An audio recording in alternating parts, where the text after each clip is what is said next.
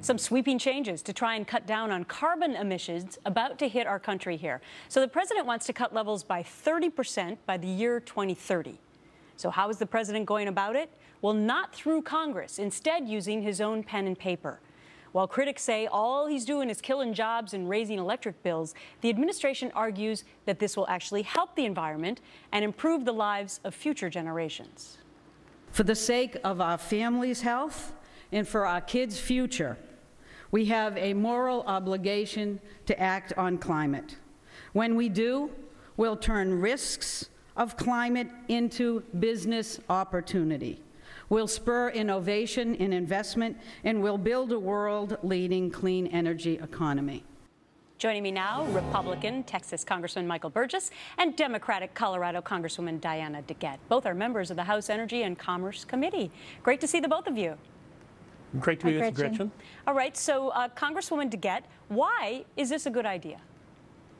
Well, everybody knows that we need to do something nationally on climate change and also on these aging power plants, many of which are over 40 years old and have a lot of carbon emissions. So what the Obama administration has done, they've promulgated a rule, it's in the comment period, but it says states will decide what will be good for them to comply with these. And I think it's an excellent idea.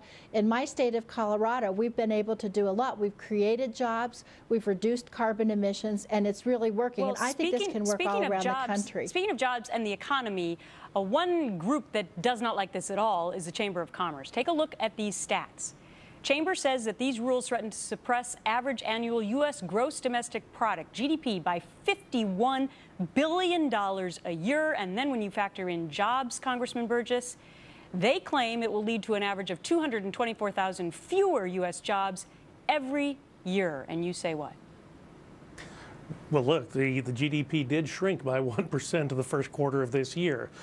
Some people want to blame that on winter. Others want to blame it on Obamacare. We've got winter every year. This is the first winter we've had Obamacare.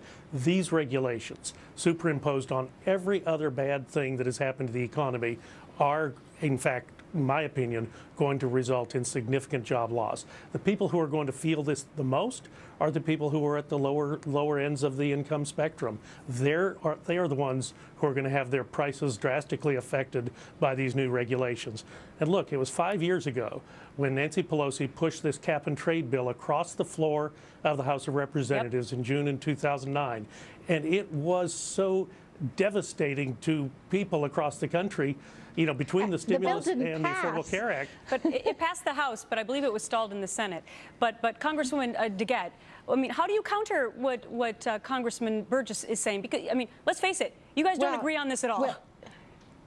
No, we don't, but we're still friends. And let me tell you, number one, the Obama administration has very different statistics showing a cost-benefit analysis. But beyond that, in Colorado 10 years ago, when we increased our renewable energy standard to 30% by 2020, the Chamber said the same thing. It's going to be desperate, people will lose jobs, and in fact, jobs have been created, and we met the standard even earlier than anticipated. But what does this mean? The new law that we passed. What does this mean, Congressman Burgess? What does this mean, though, for the pocketbooks of people? Because when they get their electric bills, or let's talk about people who work in the coal industry, what is this going to do to their jobs? Well, I think you'll find that the coal industry has already been significantly affected, and that the deleterious effect will continue. And after all, that was one of the promises that was made by this president when he was a candidate running back in 2008. In fact, this may be one of the few promises on which he's able to deliver. But this is going to be a problem. This is going to be a problem for every American energy consumer. Look, Texas also has a good renewable portfolio. We may be the #1 producer of wind energy. In fact, if we were our own country, we might be the #1 producer of wind energy in the world. The fact of the matter is that you cannot simply mandate this stuff from Washington.